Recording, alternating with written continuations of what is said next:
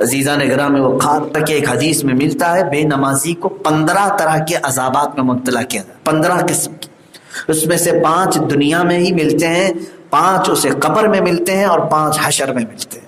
بڑا عذاب تو اس میں یہ ہے کہ قبر سے اٹھانے کے وقت اس کا چہرہ کالا ہو چکا ہوتا ہے جس وقت وہ اٹھایا جا رہا ہوتا ہے، اور موت کے وقت اسے بہت زیادہ خوف دل میں ڈال دیا جاتا ہے، بہت خوف ہوتا ہے۔ بے نمازی مرنا نہیں چاہتا، بہت خوف کے ساتھ مرتا ہے، نمازوں کو ترک کرنے والا بہت ڈر کے ساتھ وہ دنیا سے جاتا ہے۔ یہ عذاب دنیا مرنے کے وقت اسے دیا جاتا ہے۔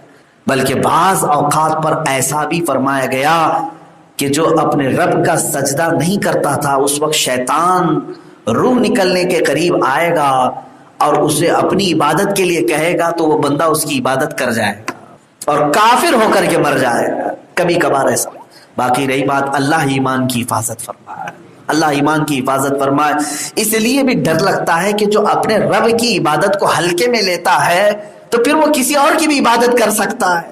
موت کے وقت ایسی سختی ہوتی ہے، اتنی خطرناک حالت ہوتی ہے کہ ایک قطرہ پانی کا اس کو لیے ایک ندی کے برابر ہوتا ہے، نزا کے عالم میں، سکرات کے عالم۔ ایسے وقت ایمان کی حفاظت بہت سخت معاملہ ہے، لیکن بے نمازیوں کے ساتھ ایسے معاملات ہوں۔ نماز اس کے لیے سکون بھی پیدا کرتی ہے، یہاں تک کہ فرمایا گیا قبر میں بھی اس کے لیے سکون لاتی ہے نماز، حشر میں بھی اس کی سفارش کرتی ہے نماز۔ یہاں تک کہ جس دن تمہارا جنازہ اٹھے، ہمارا جنازہ اٹھے، یہ وہ ٹکڑا جو مسجد میں سجدہ کرتے ہو یہ تمہارے غم میں روتا ہے، غم میں روتا ہے۔ اور یہاں تک کہ مسجد کا وہ مصلی جہاں پر تم سجدے کرتے تھے، اللہ کی بارگاہ میں سفارش کرتا ہے، مولا آج وہ بندہ گیا ہے جس کی پیشانی سے مجھے ٹھنڈک تھی، تیری عبادت کرتا، تیرے سجدے کرتا، مجھے زمین کو ٹھنڈک تھی، مولا میری سفارش پر اس کو تو بخشش فرما دے۔ زمین سفارش کرتی ہے۔ بلکہ وہ قبر میں جاتا ہے نمازی تو کیسے کہا گیا، قبر دباتی سب کو ہے، نمازی جب قبر میں آتا ہے تو فرمایا گیا اسے قبر ایسے دبوچ لیتی ہے جیسے بچھڑے ہوئے بچے کو ماں پا لینے کے بعد دبا لیتی ہے، اپنی باہوں میں جس طرح سے اسے دبوچتی ہے، بھینچ لیتی ہے۔ تو فرمایا گیا نمازی جب قبر میں جاتا ہے تو قبر اسے محبتوں سے گھیر لیتی ہے، محبتوں سے گھیر لیتی ہے۔ جیسے بچے کو صبح سے اگر ماں نے نہیں دیکھا، شام میں آیا تو سینے سے چمٹا لیا۔ میرے عزیزو نماز قائم رکھو، جس طرح تمہارے لیے زندگی میں کھانا پینا کپڑے پہننا ضروری سمجھتے ہو، اس سے زیادہ ضروری سمجھو میری نمازیں ہیں۔ کھانا کھا لیا، ہضم ہو گیا، یہ سب چیزیں دنیا میں چلی جائیں، نماز چھوڑا تو برسوں کھڑا رہنا پڑے گا، قیامت کے دن قبر میں جھیلنا پڑے گا۔ آپ کو قبر میں نہیں پوچھا جائے گا دوپہر کا کھانا کیوں نہیں کھایا تھا، رات کو کھائے بغیر کیوں سو گیا تھا، نہیں پوچھا جائے گا۔ یہ بھی نہیں پوچھا جائے گا کہ ناشتے میں تو نے آملیٹ لیا تھا کہ نہیں لیا تھا، لیکن اس کا تو اہتمام تم کرتے ہو، ناشتے کی فکر ہے، سونے سے پہلے آپ خرید کر کے رکھ لیتے ہیں۔ کل صبح ناشتے میں اٹھنا ہے تو کیا کیا چاہیے، روٹی چاہیے، آملیٹ چاہیے، پاؤ چاہیے، بریڈ چاہیے، انتظامات تو کل کی بھوک کے آج کر رہے ہو، جبکہ وہ چیز تمہیں پوچھی بھی نہیں جائے گی۔ حلال اگر کھایا ہے تو اس کا حساب کیا ہے؟ لیکن میرے عزیزو نماز اگر ترک کیا، ایک ایک نماز کے بارے میں کتنی دیر تک کھڑا کیا جائے، بہت دیر تک کھڑا کیا جائے۔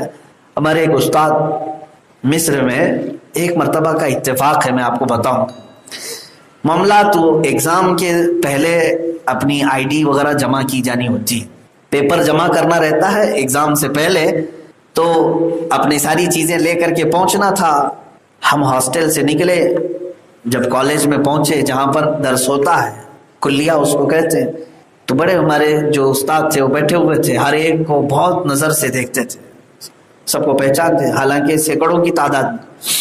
10 بجے کا ٹائم تھا، سارے لوگ جمع تھے، تو پہنچنے میں ہمارے ایک دو ساتھی تھے، وہ 10:15 یا 10:20 پر پہنچے، آئے، اور جب ہم لوگ کھڑے تھے تو ہمیں سامنے کیا اور کہا لاؤ تمہاری جو آئی ڈی ہے، پیپر ہے، سب جمع کیا۔ سب ان کا نمبر میرے ہی پیچھے تھا، ان سے کہا سائڈ میں کھڑے رہو، دوسرے اور سارے لوگوں کو سنتے رہے، سب کو لیے 11 بج گئے، 12 بج گئے، 1 بج گئے، ہم انتظار کرتے رہے۔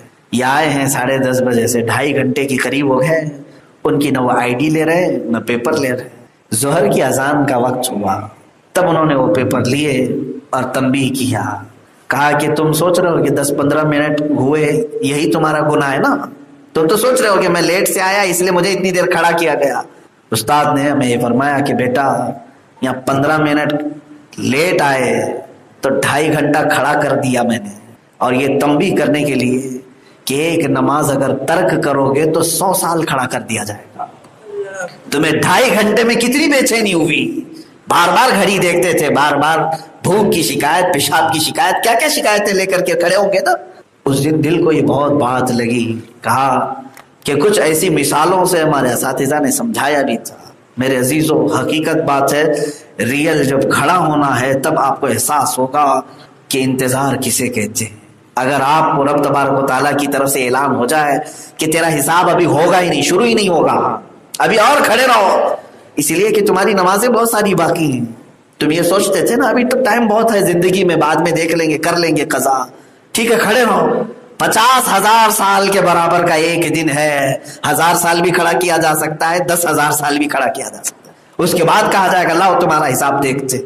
کیا اس سخت موسم میں وہاں پر سورج سوا نیزے پر ہو اور زمین پیتل کی ہو, تانبے کی ہو, کھڑے ہونے کی سکت ہے ہمارے اندر, طاقت ہے؟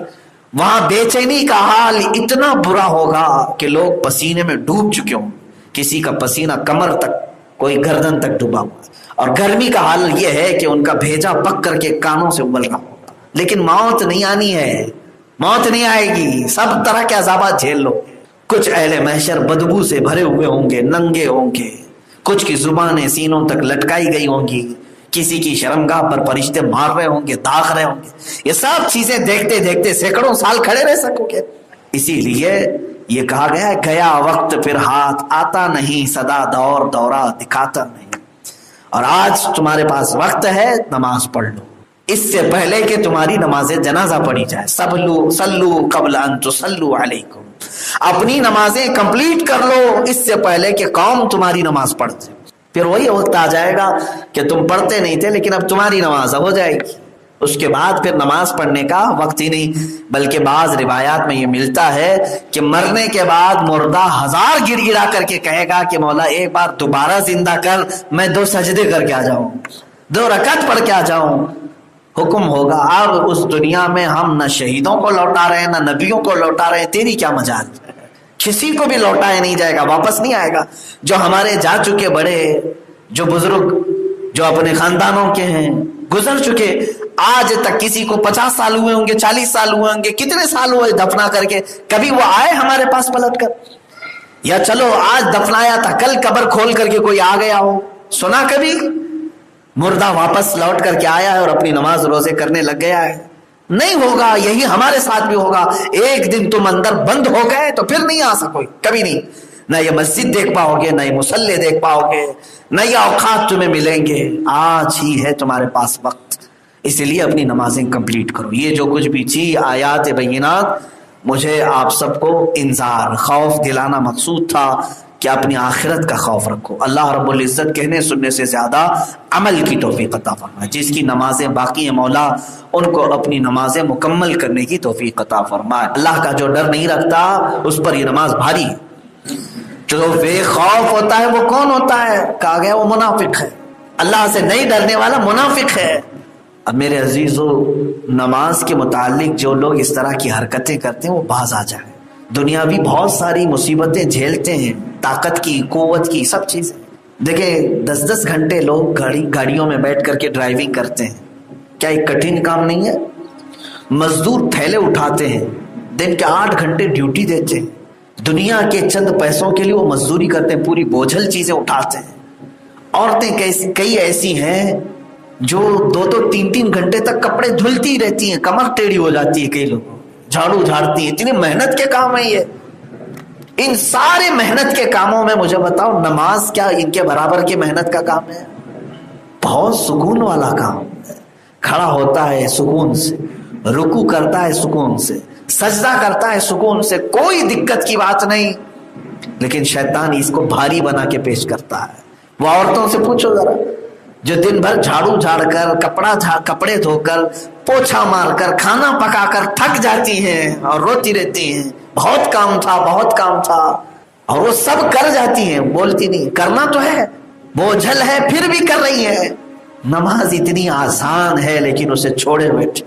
تم نے اگر کپڑے نہیں دھوئے تھے, گھر میں کچرا نہیں جھاڑا تھا, تو قیامت میں سوال نہیں ہوگا کہ گھر کو تم نے ایسا کیوں رکھا تھا. لیکن نماز چھوڑا تھا, ایک ایک وقت کے بارے میں سوال ہوگا. یہ تو بہت آسان بنایا تھا اللہ نے تیرے لیے.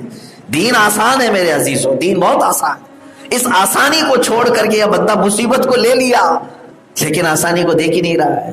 آپ دیکھیں وہ جاگنگ کرنے والوں پر بھی مجھے بڑی وہ ہوتا ہے, تعجب ہوتا ہے. میاں کئی ایسے لوگ ہیں بتاتے ہیں کہ ہم 10 کلومیٹر چلتے ہیں دن بھر, صبح جاتے ہیں 10 کلومیٹر, اور مسجد سے گھر جو ہے نا آدھا کلومیٹر بھی نہیں, آدھا کلومیٹر بھی نہیں. اللہ کی بارگاہ میں آنے کے لیے تمہیں کون سے کیڑے کاٹ رہے ہیں, کون سی تکلیف آ رہی ہے. صبح فجر کے وقت جو لوگ کہتے تھے کہ نیند نہیں کھلتی, ان کو جاگنگ کے لیے, واکنگ کے لیے, سوئمنگ کے لیے, جم کے لیے برابر وقت آنکھیں کھلتی ہیں. اپنے جسمانی طاقت کو برقرار رکھنے کے لیے ساری آنکھیں کھلتی ہیں. وہی اگر کسی کی جاب لگ گئی, آفس میں 7 بجے جانا ہے, تو اس کی آنکھ تو 6 بجے کھلی ہوئی ہے. وہ نہا بھی رہا ہے, کپڑے بھی دھو رہا ہے, کپڑے پہن بھی رہا ہے, اور گھر والوں کو بھی اٹھایا ہوا ہے, بیوی کو بھی محنت پہ لگایا ہوا ہے, لیکن نماز کے لیے نہیں کر پا رہا. تو کیا یہ اللہ کو دھوکہ دینے والی معاملات نہیں ہے جس کو قرآن کہہ رہا ہے ان المنافقین یخادعون اللہ. منافق اللہ کو دھوکہ دینا چاہتے ہیں, اللہ کے ساتھ ناانصافی کرنا چاہتے ہیں. تم سارے مشکل کام, محنت کے کام سب کر لے جاتے ہو. جو اللہ نے آسان رکھا ہے اسے چھوڑ دیتے ہو. آسان رکھا. اچھا اگر رب تبارک و تعالیٰ حکم فرما دیتا کہ تم دن میں 100 رکعت پڑھو تو کیا کرتے؟ یا چلو معراج کی شب اگر موسیٰ علیہ السلام بار بار مل کر کے میرے نبی صلی اللہ علیہ وسلم سے 50 کو کم کرا کے 5 تک نہیں لائے ہوتے, کیا کرتے؟ 50 نمازیں دن میں کس حساب سے ادا کریں گے؟ گھنٹے پر اگر اس کو ڈیوائڈ کرے تو آدھے گھنٹے سے بھی کم میں ایک نماز آ جائے. یوں نماز پڑھے, پھر گئے, پھر اذان ہوئی, پھر یوں گئے, پھر اذان ہوئی. 24 گھنٹے کی بات کر رہا ہوں. پھر سوتے کب, کھاتے کب, کام کب کرتے؟ 50 وقت کی نمازیں. ہاں میرا رب اگر چاہتا تو کرتا, حکم فرما دیتا.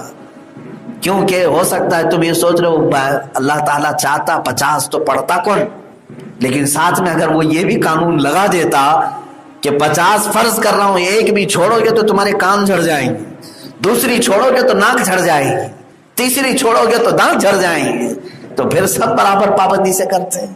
ڈر تھا لوگوں کو, سب کرتے, لیکن وہ رحمان ہے, رحیم ہے.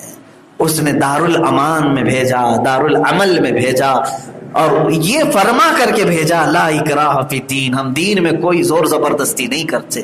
فمن شاء فلیؤمن ومن شاء فلیکفر. جسے مومن ہونا ہے مومن بنے, جو کافر بننا چاہے کافر بنے, لیکن ہم آخرت میں ہر چیز کا حساب لیں گے. ایمان والے کو بھی اس کے اعمال صالحہ دکھائے جائیں گے, اور کافر کو اور بدبخت کو بھی اسے برے اعمال کا بدلہ چکھنا ہوگا. عزیزان گرامی وقار, یہاں پر بے نمازی کے لیے اللہ تبارک تعالیٰ نے فوراً پکڑ نہیں رکھی. اس کا مطلب یہ مت سمجھو میں برسوں سے نہیں پڑھ رہا, میرا کچھ بھی نہیں ہو رہا ہے, تم دلیل مت بنانا اس کو. میری دکان بھی اچھی چل رہی ہے, بزنس بھی سب ٹھیک ٹھاک چلتا ہے, گھر میں بھی سب پیسے ہی پیسے ہیں, میں کون سی نماز پڑھ رہا ہوں. بعض لوگوں کو ایسا لگتا ہے نہیں پڑھ کر کے بھی سب اچھا ہی تو چل رہا ہے, کیا فرق پڑتا ہے. ڈرو, یہی منافقت کی علامت ہے. جو اللہ سے نہیں ڈرتا, قرآن کہتا ہے تم یہ مت سمجھنا کہ اللہ نے تمہیں تمہارے اچھائیوں کی وجہ سے آزاد چھوڑا ہے, بلکہ مولا فرماتا ہے انما نملی لہم لیزدادوا اثما. ہم اس لیے انہیں ڈھیل دیتے ہیں تاکہ اور گناہ کر لیں, اور گناہ کر لیں. اور اس کے بعد رب تعالیٰ فرماتا ہے پھر ہم اچانک ان کی پکڑ کریں گے, دردناک عذاب میں گرفتار کریں. ڈھیل جو ملتی ہے وہ تمہاری اچھائیوں کی وجہ سے نہیں ہے. نماز نہیں پڑھ رہا پھر بھی کھانا مل رہا ہے اسی لیے نہیں. اللہ تعالیٰ پھر جلال میں سارے راستے کھول دیتا ہے. جتنا تجھے عیش کرنا ہے سب کر لے, سب کر لے, دنیا میں جو تجھے عیش چاہیے سب کر لے. پھر اللہ تبارک و تعالیٰ آخرت کی ہر نعمت سے محروم فرمائے گا, ہر نعمت سے محروم فرمائے گا. یہاں تک کہ فرمایا گیا کہ بے نمازی پر جنت کو حرام کر دیا گیا ہے, حرام کر دیا گیا ہے. اللہ رب العزت بخشش فرمائے, یہ اس کا فضل ہے. لیکن جو لوگ اپنی پوری نمازیں چھوڑے بیٹھے ہیں وہ پھر جنت کی طلب کیسے کرتے؟ کیا انہیں شوق نہیں ہے جنت میں جانے کا؟ کیا انہیں ڈر نہیں ہے دوزخ میں جانے سے؟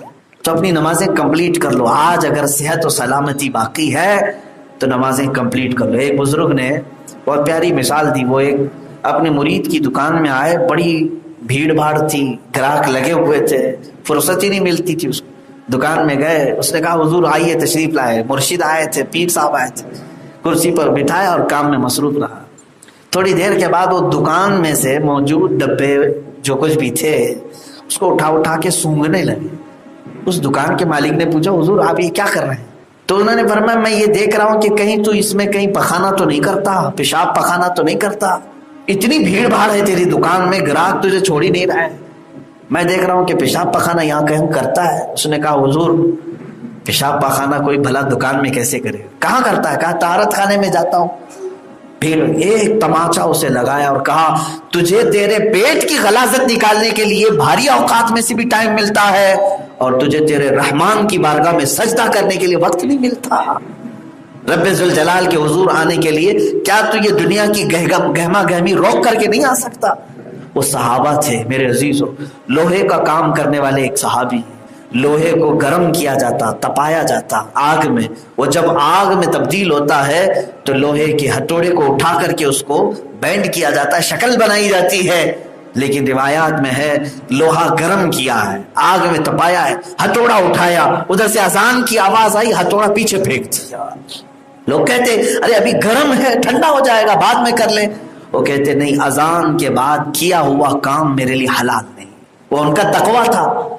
آپ کے لیے حلال ہے اذان کے بعد کام تو کر سکتے ہو, لیکن نماز چھوڑ کر کے جو کرتا ہے تو پھر وہ اپنے رحمان کے عذاب کو اپنے گھر میں لاتا ہے, اللہ کی ناراضگی. حضور غوث پاک رضی اللہ تعالیٰ عنہ کی بارگاہ میں کسی نے سوال کیا اپنے گھر کی بے برکتی کا, بہت گھر میں بے برکتی ہے. آپ نے فرمایا کہاں ہے تیرا گھر؟ فرمایا فلاں راستے پر ہے, فلاں روڈ پہ. آپ نے فرمایا اپنے گھر پہ پردہ لگا لے, پردہ لگا لے. بغداد کی بات, اس نے پردہ لگایا گھر کو. پھر وہ آیا کئی دن کے بعد, کہا حضور گھر میں برکت بہت ہے, بہت برکت ہے, الحمدللہ ساری چیزیں محفوظ رہتی. آپ نے پردے میں کیا وظیفہ دیا تھا؟ غوث پاک نے فرمایا تیرا گھر, کیونکہ وہ مرید تھا غوث پاک کا, قادری تھا. آپ نے فرمایا تیرا گھر راستے پر تھا, کئی بے نمازیوں کی نظر تیرے گھر کے اندر پڑتی تھی تو برکت چلی جاتی تھی, برکت ختم ہو جاتی تھی. اس لیے میں نے کہا کہ کسی بے نمازی کے آنکھیں نگاہیں تیرے گھر کے اندر نہ پڑے. پردہ لگانے کے لیے میں نے کہا اللہ نے ان کی نظروں کی نحوست سے تیرے گھر کو محفوظ رکھا. جو قادری ہیں انہیں غوث پاک کا یہ فرمان سننا چاہیے, سننے سے تعلق رکھتا ہے. اور اسی لیے میرے غوث نے فرمایا پیران پیر میر میران سیدی عبد القادر جیلانی رضی اللہ تعالیٰ, وہ صرف 11ویں والے پیر نہیں ہیں جن کی نیازیں کھا کر موٹے ہو جائیں. ہاں ان کے نام پر صرف نیازیں منتیں نظریں کرنے کے لیے نہیں ہیں. وہ پیران پیر فرماتے ہیں میرے مریدین میں سے اگر کوئی بے نمازی ہے تو اسے مسلمانوں کی قبرستان میں دفن نہ کرو.